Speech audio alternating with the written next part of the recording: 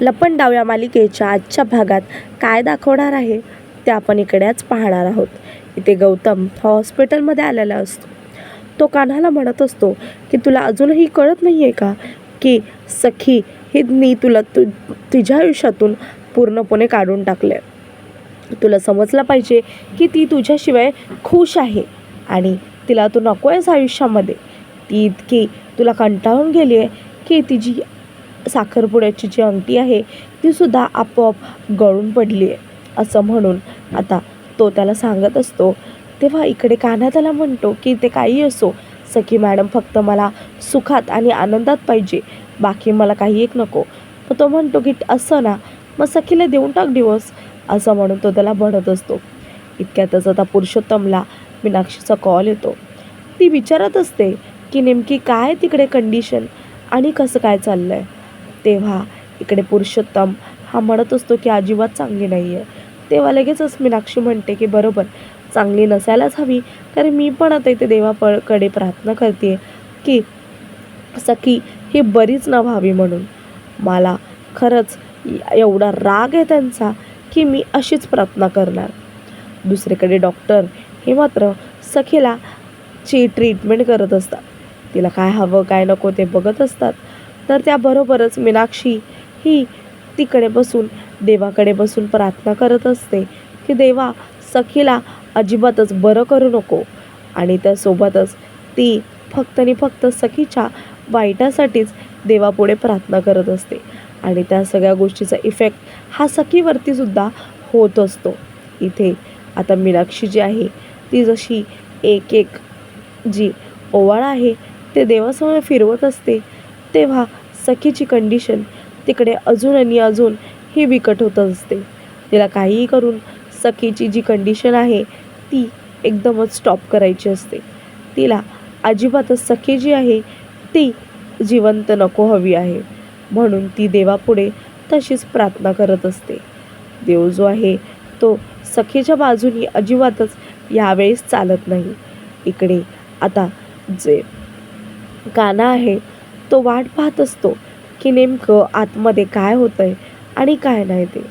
तेव्हा इकडे सखी जी आहे तिची कंडिशन वाईट आहे, तिला खूप जास्त त्रास होतो आहे आणि त्यासोबतच तिचं ब्लड पण खूप गेलं आहे. हे सगळं इकडे सगळं दिसत असतं, पण सखी ही स्वतःच्याच कंडिशनची एकदमच जास्त भिडत असते आणि त्यासोबतच सामना करत असते. इथे एक तिकडचा वॉर्ड बॉय हा कान्हाकडे येतो.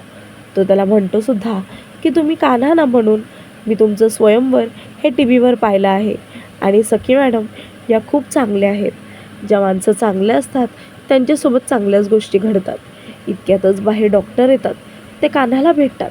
कान्हा विचारतो की डॉक्टर काय झालं, सखीची तब्येत कशी आहे म्हणून. तेव्हा डॉक्टर हे कान्हाला सांगतात की तिची कंडिशन जी आहे ती अजिबातच चांगली नाही आहे. खरं तर त्यांचं खूप जास्त रक्त गेलं आहे, म्हणूनच त्यांना आता रक्ताची प्रचंड गरज आहे. आणि त्यासोबतच त्यांचं रक्त जे आहे ते खूपच जास्त वेगळं आहे आणि त्यासोबतच रेअर आहे. OB निगेटिव्ह आहे, जे की फार कुठे भेटतसुद्धा नाही असं म्हणून ते सांगत असतात. इतक्यातच गौतम म्हणतो की बाहेर कशाला कुठे शोधायला जायला हवं, आपल्याकडे घरातच आहे तर आपण घरातच घेऊया. तेव्हा इकडे गौतम म्हणतो की वहिनींचं सुद्धा रक्त जे आहे ते OB निगेटिव्ह आहे, ते देतील ना. लहानपणी जेव्हा सखी पडली होती तिच्या पायाला लागलं होतं तेव्हा खूप रक्त गेलं होतं, तेव्हा वहिनींनीच हे स्वतःहून आता तिला रक्त दिलं होतं असं म्हणून इकडे आता जी ही मनस्विनी आहे ती टेन्शनमध्ये येते की मी कसं काय देऊ रक्त. तेव्हा ती कान्हा पण इकडे फोर्स करतो की हो मॅडम, तुम्ही प्लीज सरकार तुम्ही द्या रक्त, कारण आता सध्या तरी गरज आहे असं म्हणून इथे दाभाडे मावशी पण प्लीज तिला रक्त द्या असं म्हणून इकडे येतात. तेव्हा सरकार ही सरळ आता रक्त द्यायला नकार देते, कारण सरकारचं रक्त द्यायचं मागे हेच हेतू असतो, कारण मी तिची आई नाही, माझं आणि तिचं ब्लड ग्रुप एक नाही, तर मग मी कशी काय तिला रक्त देणार. पण तेव्हा सरकार हे मात्र सगळ्यांसमोर हे बोलायचं टाळतात की नेमकं रक्त द्यायचं कसं काय म्हणून, कारण की आता इथे रक्त देणं जास्त महत्त्वाचं असतं, पण ती नकार देते. ती म्हणत असते की बायकांचा काहीतरी प्रॉब्लेम असतो, तो मी नाही सांगू शकत, म्हणूनच मी रक्त नाही देणार असं म्हणून ती सगळ्यांसमोर सांगते. पण सरकारवरती आता काना चिडतो. तेव्हा लगेच काना हा जो आहे तो शांत बसतो, कारण सरकार हे सुद्धा आता कानावरती चिडतात. म्हणतात की तुम्हाला प्रश्न विचारायचे नाही बरं का, तू माझा नोकर आहेस तर नोकरच म्हणून राहा असं म्हणून इकडे सरकारबद्दल आता इथे जे गौतम काका आहेत ते नीट जास्त विचार करत असतात की सरकार ही अशी कशी काय वागतीये. खरंच हिच्यावरती लक्ष ठेवायला हवं मला, या गोष्टीचा ते विचार करत असतात की काहीही करून आता सरकारला काहीही करून सगळ्यांसमोर आणायचंच आहे मला, या गोष्टीचा ते विचार करत असतात. इथे सरकार म्हणते की हवं तर मी रक्त अरेंज करू शकते. तेव्हा काना म्हणतो की हो, अरेंज तर आम्ही सुद्धा करू शकतो असं म्हणून इकडून सरकार आता निघून गेलेली असते. इथे जो आता गौतम आहे तो एकटाच उभा असतो, विचार करत असतो की काय होईल काय नाही. तेव्हा इथे आता जी दाभाडे मावशी आहे ती स्वतःहून त्याला धीर देते. इतक्यातच आता कान्हा येतो. तेव्हा इकडे तो विचारतो की काय झालं. तेव्हा तो सांगत नाही. इथे त्याच्या मनात असतं की सरकारचं वागणं हे फारच वेगळं आणि विचित्र आहे, मला त्यांच्यावरती लक्ष हे ठेवायलाच हवं असं म्हणून इकडे दाभाडे मावशी पण त्याच्यासोबत बोलत असते. तेव्हा तो पण त्यांच्यासोबत सखीबद्दलच बोलत असतो. इथे आता मीनाक्षी ही पुन्हा पुन्हा फोन करत असते. तेव्हा पुरुषोत्तम फोन उचलतो आणि म्हणतो की अगं, तुला एक गुड न्यूज देऊ का, की सरकारने स्वतःच्याच मुलीला त्याला रक्त देण्यासाठी नकार दिला आहे. तेव्हा ती म्हणत असते की बरं झालं, असंच पाहिजे. ती जी सखी आहे तिला आई असून ती पोरकी आहे, तिच्यासोबत असंच घडायला पाहिजे असं म्हणून मीनाक्षी जी आहे ती बोलत असते. त्यासोबतच इकडे आता सरकार ही आता तिच्या बहिणीला म्हणजेच तेजस्विनीला भेटायला येते. ती तिला म्हणत असते की तुला काहीही करून रक्त जे आहे ते देवंच लागेल, कारण की तुझ्या मुलीला त्याची गरज आहे आणि आता तू काहीच करू शकत नाही असं म्हणून इकडे आता जी तेजस्विनी आहे ती रेडी होते. ती म्हणते की अगं असं काय म्हणतेस, माझ्या मुलीला मी रक्त द्यायला नेहमीच रेडी आहे आणि नेहमीच रेडी राहणारसुद्धा आहे, कारण की ती माझी पोटाची मुलगी आहे, तिच्यासाठी मी जीव पण देईल, तर माझं रक्त ही काय मोठी गोष्ट आहे असं म्हणून इकडे सरकार जे आहेत ते स्वतःहून आता त्याला बोलवायचा रिस्क घेत असतात, कारण की आता हा रिस्क जो असतो तो मोठा असणार असतो. ती तिला सांगतात सुद्धा की जर तू कुठली पळवाट काढली किंवा कुठलंही आता तू असं काढलंस की ज्याच्याकडून तुला पळून जायचं आहे, तर मात्र ते लक्षात ठेव की ते कधीच होणार नाही, कारण की ते जे माणसं हे मलाच दिसतील ना असं म्हणून इकडून आता जे सरकार आहे ते चिडलेले असतात, कारण की त्यांना काहीही करून आता तिथे जायचं असतं. आणि एकच ह्याच्या आता मनस्विनी जी आहे ती रेडी होते. ती म्हणते की हो, की चल आता तुला माझ्यासोबत यावं लागेल, कारण सखीला कुठे रक्त द्यायचं आहे हे मी तुला दाखवते असं म्हणून ती आता तेजस्विनीला तिच्यासोबत घेऊन जायला रेडी असते. ती फक्त आणि फक्त आता तिला शिटी वाजवून बोलवते, कारण आता तेजस्विनी जी आहे तिचं पूर्ण रूप जे आहे ते बदलायचं असतं. म्हणूनच इकडे आता सरकार जे त्यांना आता काही करून तेजस्विनीला घेऊन जावंच लागतं. तेजस्विनीला आता ते त्याच्या बाईला एक बोलवतात आणि छानपैकी असं रेडी करायला पाठवतात. तेजस्विनीला तेव्हा कळत नाही की ती कशासाठी चालली आहे, पण आता इथे आता जी सरकार आहे त्यांना तर माहिती असतं तिकडे असलेले जे आता काहीही करून त्यांना हॉस्पिटलला जायचं असतं. इकडे कान्हा विचारत असतो आणि त्यासोबतच त्या वॉर्डबॉयला म्हणतो की हे बघ मित्रा, मला एका ब्लड ग्रुपची गरज आहे, तू प्लीज तो मला शोधून दे आणि शोधून आण, कुठेही असला तरी चालेल, पण फक्त लवकरात लवकर आण, त्या बदल्यात मी तुला 1,00,000 रुपये देतो. तेव्हा तो 1,00,000 रुपये ऐकून शॉक होतो. तो म्हणतो की बरं ठीक आहे, 5,00,000 देतो चल असं म्हणून तो फक्त आणि फक्त त्याला म्हणत असतो. इथं त्याची काहीच द्यायची हिंमत नसते असं सगळ्यांना वाटत असतं, पण कानाचं सत्य हे मात्र कानालाच माहिती. इथे मीनाक्षी मी म्हणत असते की काहीही करून सखीला अजिबातच हा होश आलाच नाही पाहिजे. माझी मुलगी जर त्या जागी असती तर मी रक्त काय किडनीसुद्धा दिली असती, असं म्हणून ती पुरुषोत्तमला सांगत असते. आणि त्यासोबतच ती म्हणत असते की बिचारी मुलगी आई असूनसुद्धा पोरकी झाली आहे. मीनाक्षी पुरुषोत्तमला सांगत असते. पुरुषोत्तम हा नीटपैकी सगळ्या गोष्टी ऐकत असतो आणि त्यासोबतच गालातल्या गालात हसत असतो, कारण त्याला हे सगळं व्हायला हवं असतं. त्याला अजिबातच सरकारचं चांगलं हे आवडतच नाही, कारण सरकार ही नेहमीप्रमाणे त्याचं आणि त्याच्या बायकोचं फक्त आणि फक्त लाच काढत असते. कारण त्याची बायको आणि तो खूपच चांगले नसतात, ते अजिबातच चांगले नसतात. खरं तर मीनाक्षीसुद्धा चांगली नसते, मीनाक्षीसुद्धा वाईटच विचार करत असते. पुरुषोत्तम हा तिच्या हामध्ये हा करत असतो, कारण की त्यांना एवढंच वाटत असतं की सरकार ही अशीच बुडाली पाहिजे. काहीही करून सरकारला आता एवढं समजलं पाहिजे की त्यांनी शेवटपर्यंत तिला रक्त न देणं. ह्याच गोष्टी आता पुरुषोत्तम जो आहे तो बघत असतो. इथे पुरुषोत्तम हा बघत असतो की सरकार हे पुन्हा आलेत आणि त्यासोबतच आता सरकार जेव्हा ह्यावेळेस आलेत तेव्हा एकच गोष्ट म्हणतात की डॉक्टर, मी माझ्या मुलीला रक्त द्यायला रेडी आहे. सगळेजण शॉक होतात. सगळ्यांना कळत नाही की नेमकं हे सगळं काय होतं आहे आणि सरकार हे स्वतःहून रेडी झालेत ते पण रक्त द्यायला. तेव्हा लगेचच इथे सगळेजण हे खूपच जास्त शॉक होऊन जातात. कान्हा आणि गौतम तर स्पेशली शॉक होतात.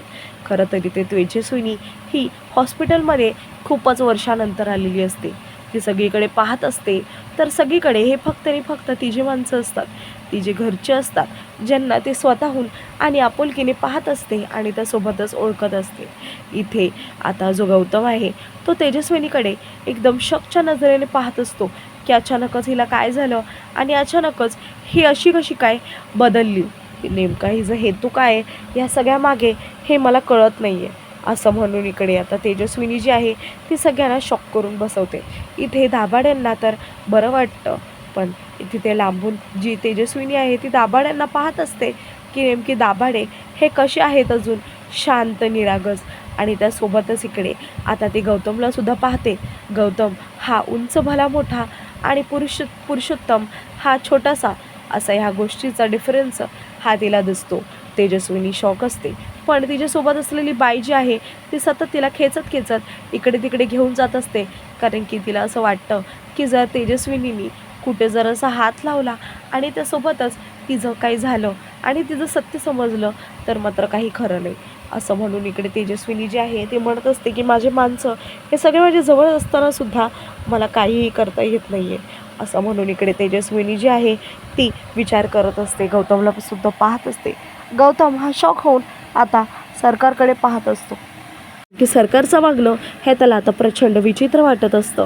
त्याला असं वाटत असतं की ही बाई अचानक कशी काय बदलली आणि हिच्या बदलण्यामागचं कारण तरी काय, असं म्हणून तो बोलत असतो. इथे जी तेजस्विनी आहे ती सगळ्यांना एक एक करून पाहत असते की नेमकं इथे सरकारने नेमकं एकेकाला कसं आणि काय काय करून ठेवलं आहे. तेव्हा इकडे आता जी सरकार असते ती म्हणत असते की डॉक्टर, तुम्ही प्लीज तयारी करा, कारण मी खरंच मनापासून रेडी आहे आणि त्यासोबतच शरीराने सुद्धा रेडी आहे. काही जरी झालं तरी सखी ही माझी मुलगी आहे, तिच्यासाठी मलाच धावून येणं हे गरजेचं आहे. तर हे सगळं सरकार हे हॉस्पिटलमध्ये सगळ्यांना बोलत असतात. इथे तेजस्विनी सगळं ऐकत असते आणि तिला वाटत पण असतं की इथे सरकार जे आहेत ते किती खोटं वागतात सगळ्यासमोर आणि सगळ्यांना गोष्टीचा अंदाजसुद्धा लागत नाही आहे, असं म्हणून ती बोलत असते. इथे ती पाहत असते की सरकारने मुद्दामूनच आता इथे तेजस्विनीला हा नर्सचा ड्रेस घातला आहे, कारण की कोणालाही तिची ओळख जी आहे ती अजिबातच समजली नाही पाहिजे, म्हणूनच तिला तो ड्रेस घातला आहे हे आता तेजस्विनीला समजलेलं असतं, कारण की आता ह्याच ड्रेसनी तिला तिच्या मुलीला रक्त द्यायला लागलं असतं, असं म्हणून ती बघत असते. इथे आता तेजस्विनी ही प्रयत्न करत असते की काहीही करून तिला तेजस्विनीला बघावं नाही म्हणून ती खूप सारे असे मनामध्ये प्लॅनसुद्धा करते. तिला असं हवं असतं की काही करून तिने पळून जायला पाहिजे म्हणून, पण अचानकच ती पळून न जाता इथेच असते, कारण तिच्यासोबत तिने एक बाई जी आहे ती लावलेली असते. ती बाई ही सतत आता तेजस्विनीवरती लक्ष ठेवत असते. सरकारने आता 2 माणसं हे आता तिच्या मुलीकडे सुद्धा पाठवलेले असतात.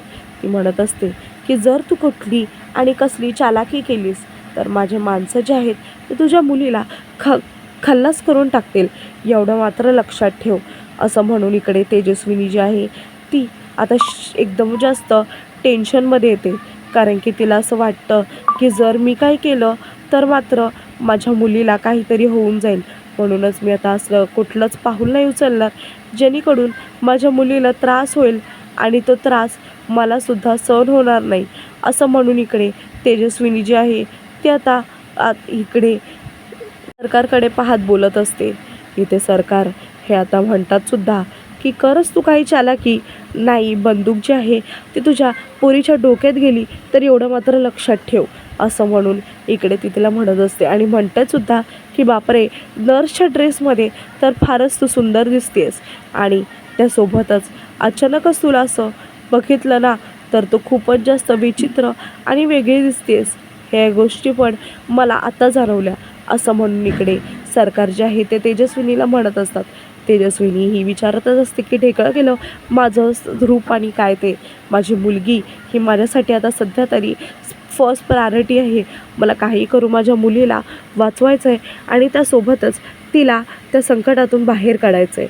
असं म्हणून इकडे तेजस्विनी जी आहे ती म्हणत असते की हो काढच, पण हे लक्षात आहे ना की मी 2 माणसं हे तिच्या बाजूला ठेवली आहेत आणि त्यासोबतच ते गोळी घेऊन तिच्या बाजूला उभं आहेत.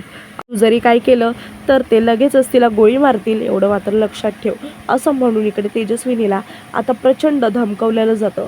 सरकार हे खूपच जास्त तेजस्विनीला धमकावत असतात कारण की त्यांना खूप आधीपासूनच तेजस्विनीची जी प्रॉपर्टी आहे ती स्वतःच्या नावावर करायची आहे, पण ते होणं खूपच जास्त चुकीचं आहे.